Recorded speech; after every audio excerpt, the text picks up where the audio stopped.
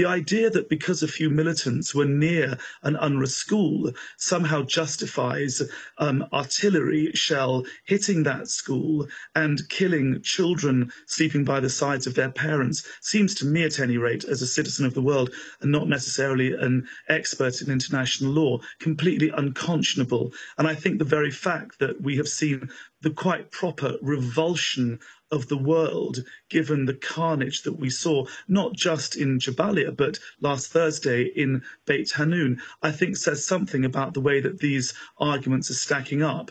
It's fine for Israeli spokespeople to say these things, but let us not forget, Amy, that our compound in January 2009 was struck by white phosphorus with a direct hit, where hundreds of people had taken refuge. And we heard similar apologies, protestations, all sorts of fine words from Israeli spokespeople, including Mr. Regev, about how heartbroken they were and how terrible this all was.